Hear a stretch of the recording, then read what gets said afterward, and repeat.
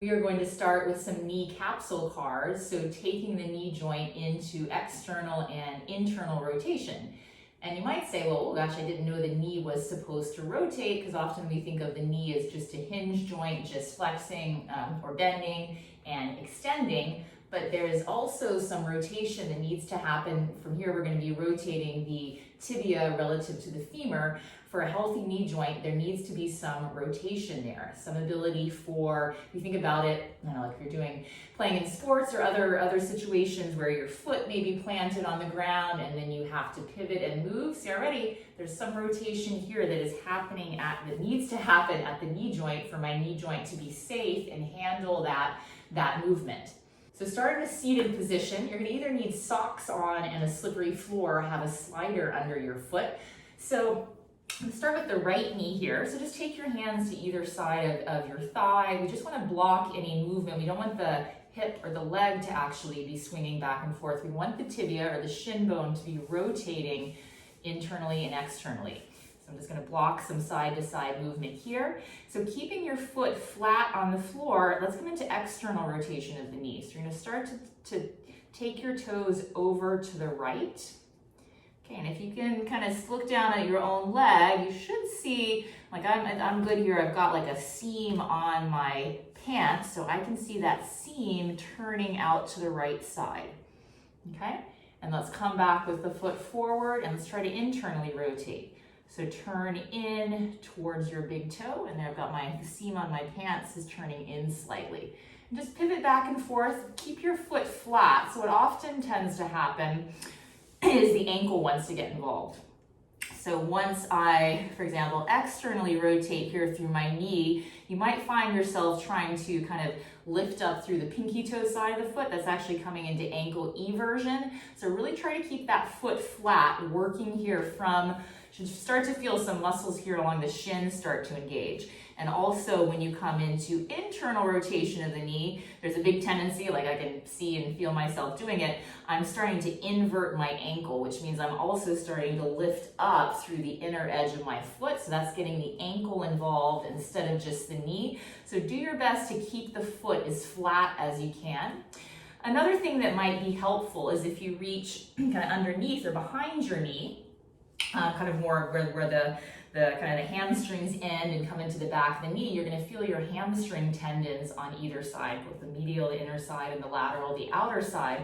So as you externally rotate your knee, if you have your hand on that lateral or outside tendon, you're going to feel it start to engage.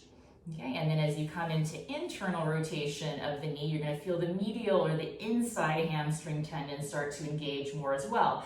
So sometimes kind of having your hands there and thinking, okay, as I externally rotate my knee, kind of tug on that outer hamstring tendon. And as I internally rotate my knee, I'm going to try to pull a little bit more on the medial tendon. That might help you find your rotation a bit easier. A lot of this stuff is just practice and becoming aware. If you've never tried to rotate your knee before, it's challenging at first for sure. Okay, so just go a couple more times. Keeping that foot flat, externally rotate through the knee, and then swinging the foot in, internally rotate. Let's go one more time. Externally rotate and internally rotate. Okay, let's give the left knee a try. So left foot stays flat, have your knee at about a 90-degree angle or so. So you can either block side-to-side movement in the leg by holding your hands there, or if you want to go ahead and immediately reach kind of underneath and find those hamstring tendons.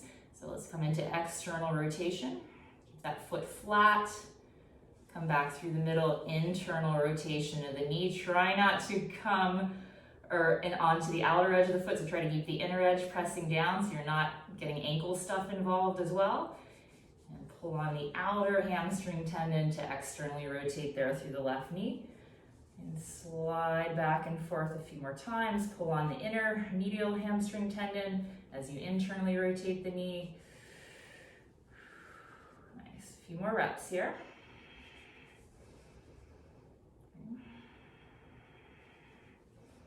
And healthy knees need to be able to rotate and be strong there in rotation. So Now we're just exploring what range of motion you currently have there in knee rotation.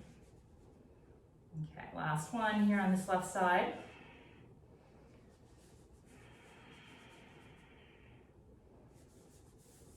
Okay, so now we're going to combine the flexion and extension of the knee joint, adding in that rotational component for our knee cars. And we can do these in a variety of positions. We're just going to stay seated. So you can use your hands to lift your right leg up a little bit so you can support the leg with the hands. So let's externally rotate through the knee and then bend in. So come into maximum knee flexion with external rotation. And then from there, we're going to straighten the knee, not all the way, like 2/3 of the way or so, and then internally rotate through the knee like we practiced on the floor and bend back in. Okay, and again, externally rotate the knee. Slowly extend a bit. Internally rotate. Just watch that your whole leg isn't trying to internally rotate. So just that tibia turning in, and then pull back into knee flexion. Okay, one more rep. From here, externally rotate. Extend.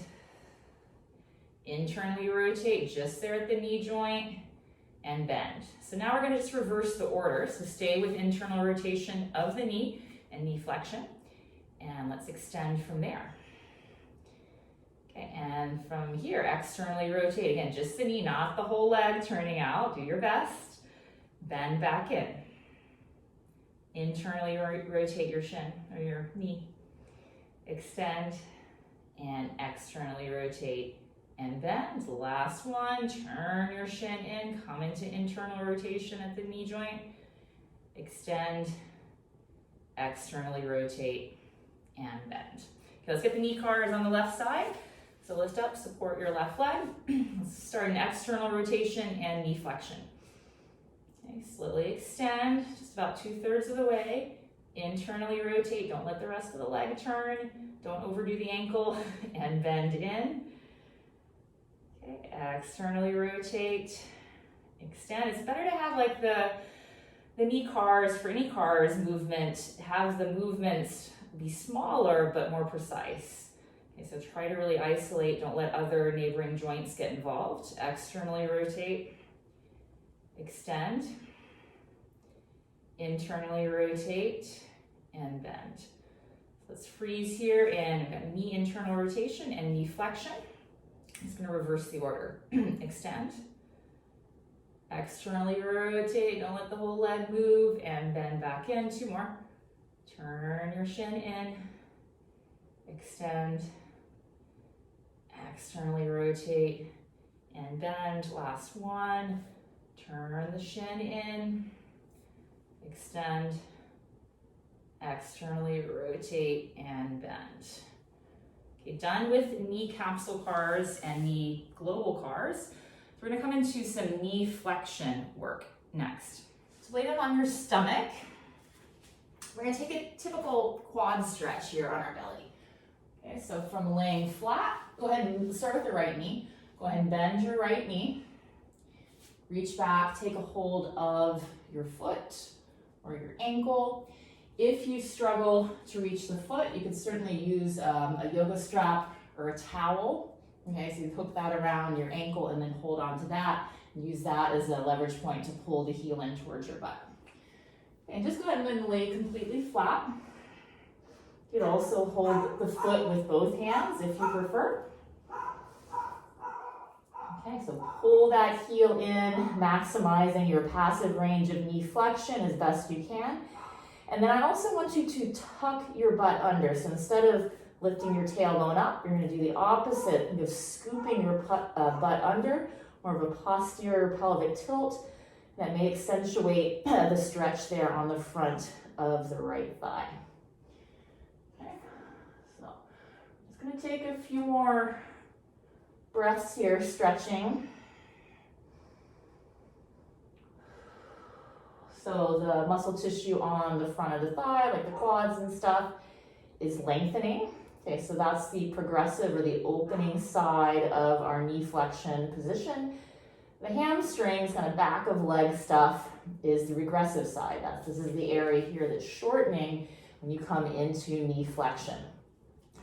So it's important that if we're looking to gain flexibility or more range of motion in knee flexion, that we're not just working here and just stretching, especially if you want to be able to actively use the ranges of motion that you're creating through your stretching. So what we're going to do next, after we've held this stretch for a decent amount of time, first we're going to do what's called a PAILs contraction. So the PAILs contraction is engaging the progressive side of the joint position, which I just said was the quads. And you're going to try to basically kick your leg away from you. So you're going to try to straighten that knee, but your hand or hands are going to block that movement. Okay, so you're still going to try to keep this. You're not going to see any actual movement because it's an isometric contraction. So we're going to do one round of a PAILs effort or PAILs contraction here. And then you're just going to back that tension off and just try to relax a little bit more into the stretch. Okay, so make sure you have a good hold of your foot or the towel or whatever is holding your foot in place. And let's take a breath in. Exhale out. And pack the breath down into your belly. So you're bracing a little bit there through your core. And just like 10% effort out of 100%, start kicking your foot into your hands. So we're engaging the muscles there at the front of the thigh, the quadriceps. That would straighten the knee. Okay, and keep pulling back with the hands so the foot doesn't actually move. Let's ramp that up a little bit from 10% to 20% effort. Let's go a little bit more, 30%. Hold on tight to that foot. Maybe 40 to 50%, so like half of your maximum effort. Where max effort, you would just be like totally exhausted. Okay, so hold there, so creating tension there in the front of the thigh to straighten the knee. Hold for 5, 4, 3, 2, 1, and then just relax there. Back that tension off. See if you can come a little bit deeper into the stretch. So pull the heel a bit closer. So often after we do a so-called PAILs contraction, that allows us to overcome the stretch reflex a bit and get us a little bit deeper into the joint position we're working on, which in this case is knee flexion. Okay, so we're going to do the PAILs contraction one more time, and then we're going to do something different afterwards. Okay, instead of just relaxing, we're going to do something a little bit tougher. Okay, so PAILs contraction coming up first. Take a breath in and exhale out. Pack the breath down. So 10% effort. Start trying to kick the foot away. So always start low intensity just to see how you're feeling. So we're slowly building this effort up, 20 to 30%. Really engage through that quad, 40 to 50%. If you want to go a little bit more effort here, go for it. You're really trying to straighten that knee, but your hands are blocking that movement. 5, 4, 3, 2, 1. This time, instead of relaxing, try to see if you can engage your hamstrings here. They're already in a very shortened position, and pull your heel closer to your butt, not by using your hands, but by using your hamstrings. Keep that tension in the hammies and let go of your right foot with your hand. Ooh. Possible hamstring cramps here are very likely. Hold for 5, 4, keep that heel close, 3, keep your butt tucked under, 2, 1, reach back, find the foot. So if you had your strap or something, you're gonna have to find that again. So we turn that, what that's called there, is we started with the rails contraction. So while you're still holding the foot, you were trying to engage the hamstrings, the regressive side, while they were already shortened, and then we kept that tension on the regressive side and you let go of the foot. So you're actively trying to hold that same amount of knee flexion that you had passively. And you probably noticed, here's my passive, my active is here. There's usually, there will always be some gap between passive and active, but the closer, the more control you have of your passive range of motion, the more that you can actually use it in whatever you want to do with your knee. So let's do another passive range hold here. So grab back onto that right foot. Reset back to your passive range. Keep your butt tucked under, because sometimes when you let go of the foot, people have a tendency to try to stick their butt out to meet their heel. Keep your butt tucked. Okay, so from that passive range, start trying to engage your hamstrings. It may be very challenging when they're in this shortened position to actually be able to squeeze them. And then slowly let go of that foot. and hold. If you cramp and you have to come out, go ahead and come on out. If you can hold it there, let's go for 3, 2, 1. Reach back on. We're gonna do that 2 more times. Okay, reset back to passive range. Even if there's a big gap, reset. Find that stretch there back on the front of the thigh, and then squeeze your hamstrings. Keep squeezing them. Slowly let go of the foot. Hold for 3, 2, 1. Grab back on. Last one. So I have my ankle pointed. You can certainly do dorsiflex. Let's do dorsiflex on the next one. Okay, so pull your heel close to your butt. Keep your butt scooped. Try to engage those hamstrings before you let go to create that tension, and let go. Let's dorsiflex the ankle this time. Might feel a little bit different. Hold for 3, 2, 1. Let's slowly extend that knee. So slowly bring it straight. So if you're getting a lot of cramping, and hamstring cramps can be brutal, and they're quite common and when you're in that shortened range, they do eventually go away as your body, it's just your body is like, oh crap, I don't know what to do here. I don't know how to engage there. So if you need, again, if you need to come out, if you're cramping up, take a break, try to come back to it. I used to get tons of cramps in that position. I rarely get them anymore. Okay, let's switch to the left side.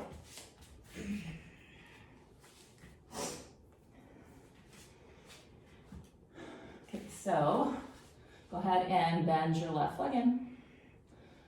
Reach back, find the foot, or you can hold onto the ankle. Also, you can use a strap or a towel or something to hook around the foot.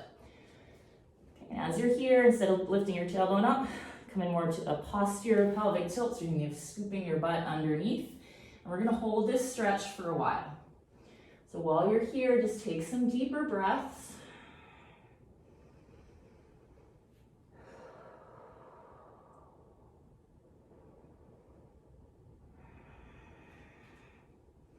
So ideally, we can hold this stretch up to 2 minutes, and just staying in, and that may, sometimes it's, I mean, you have to build a tolerance also to holding a stretch position. So that may seem like eternity unless you're used to a position, so you don't have to start right away with holding a stretch for 2 minutes, but just allowing that time, at least the 2 minutes there, is gonna allow you to get as deep as you can into the stretch and kind of really prime the tissue before we start going into our PAILs and rails. Okay, so let's hold here if you can, a little bit longer.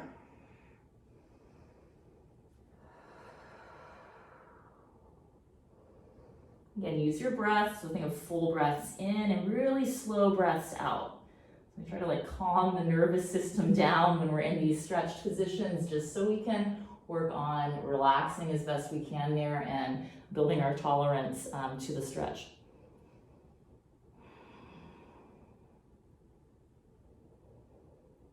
Okay, so let's do first just one PAILs contraction.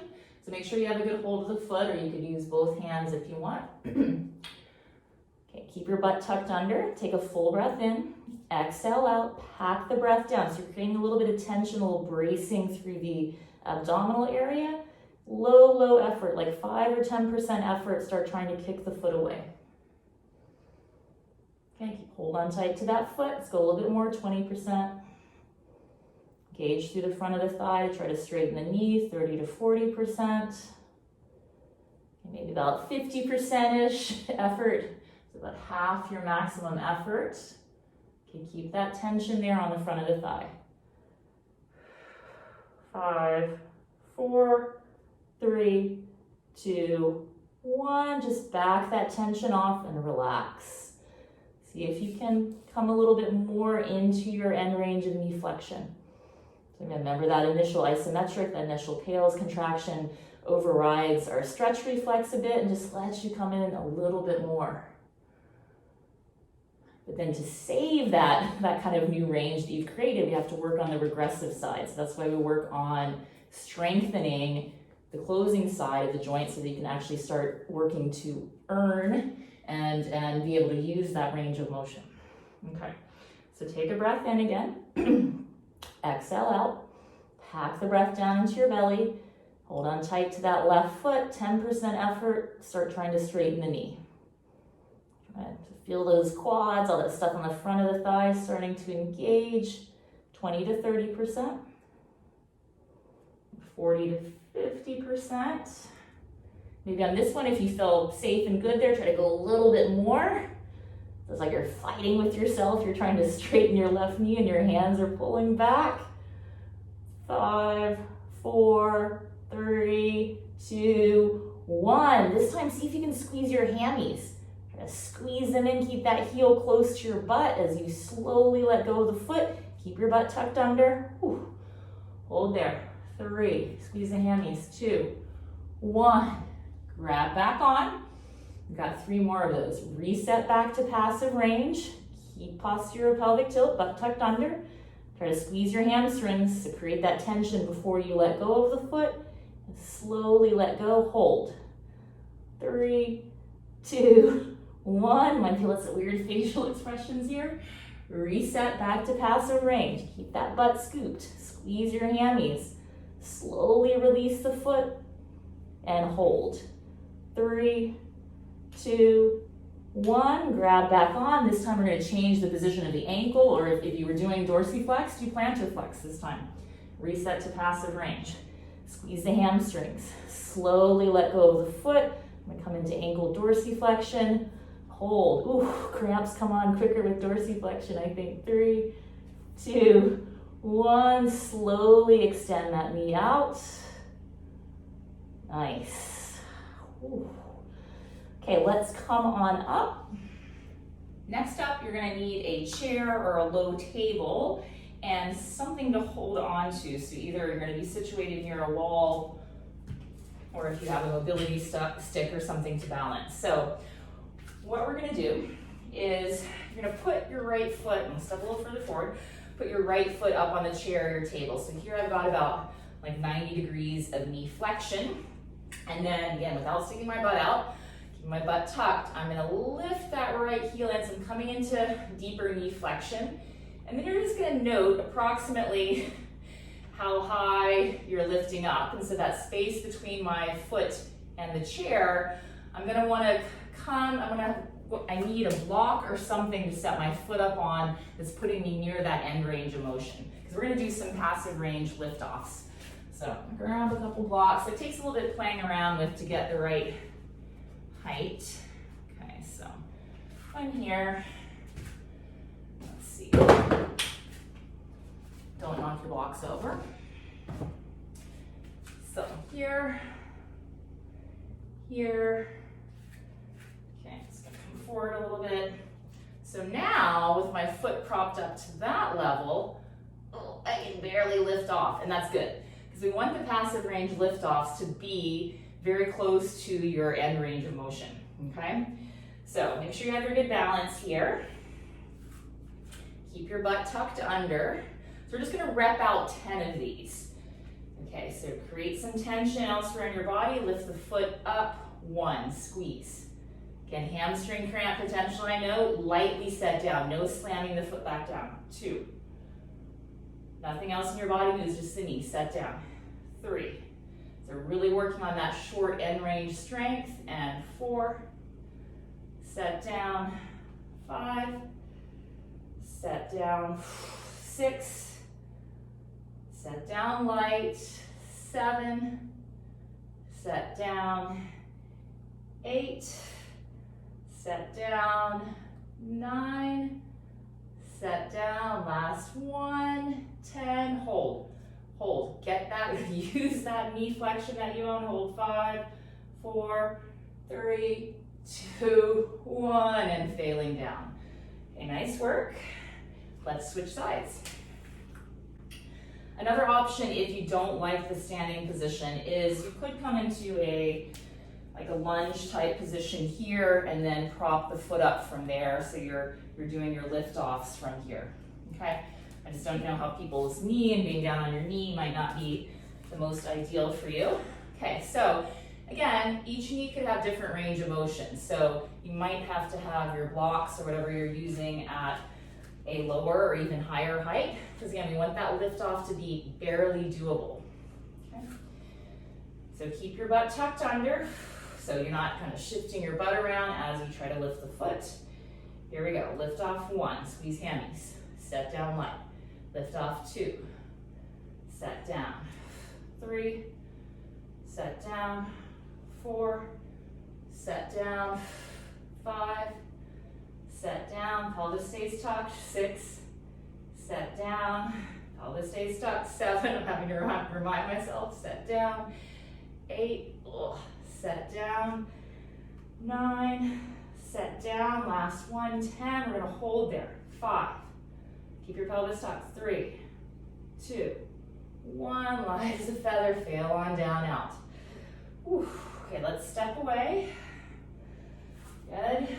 So lastly, as an option, we're gonna do, I guess I would call them positional isometrics because you may not be in your end range of knee flexion.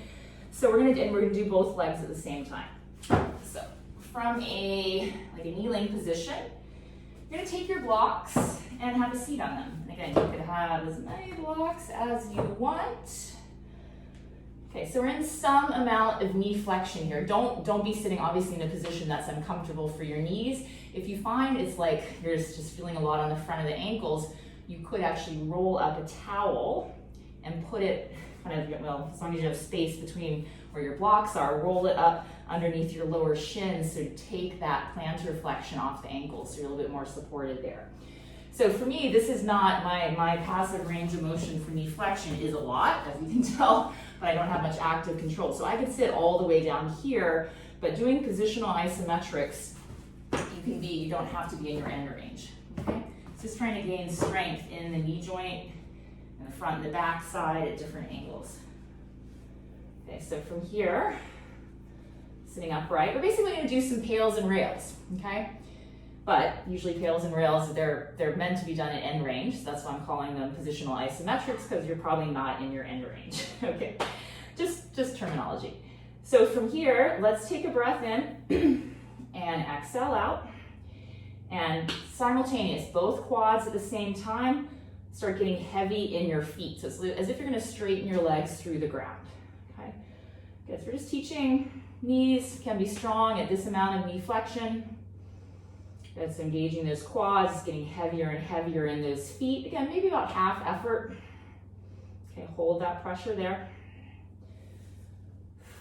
5, 4, 3, 2, 1. Now for like a rails contraction, see if you can engage your hamstrings here. You can even take your hands there, see if you see them engaging. Try to lift your feet up. Obviously, you're not going to lift up. You're still trying to lift them up, not by doing anything weird with your back, your pelvis, but by just engaging hamstrings.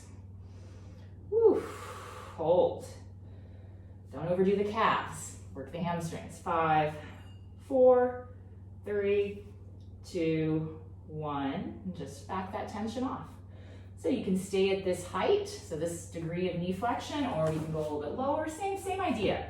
Just looking at different degrees of knee flexion and just getting some isometric strength training here. So same thing here. Take a breath in, exhale out. Slowly, imagine there's scales underneath your feet. You're slowly putting more weight down into those scales because you're trying to straighten your legs, but the ground is there. Okay, and we just hold this for 30 or so seconds. Again, you can build up, you can progressively increase how much time you're holding that, that isometric. 5, 4, 3, 2, 1. Rails. See if you can engage your hamstrings. Oof, really hard here when they're this shortened. Squeeze hammies. Don't let the calf. My calves are trying to help out. 5, 4, 3, 2, 1, and just relax. Good. Okay. And again, you could do that in multiple heights and stages, multiple reps. But then let's just come into a good quad stretch here again, whatever that may be for you. So I'm just going to bring my hands back. I'm actually going to lift my butt up a little bit and scoop my pelvis under, and then kind of settle in here. Okay, or you could stay more upright.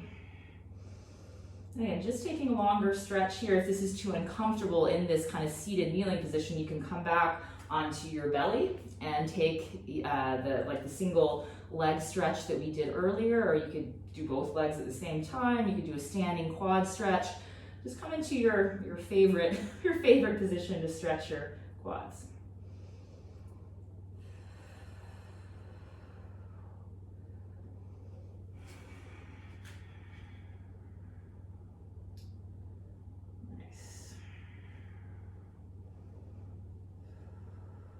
Okay. And just come on out of that. And we're done. So that covered looking at some rotational work in the knee joints, including our full global CARs or controlled articular rotations, and improving range of motion as well as strengthening end range control in knee flexion.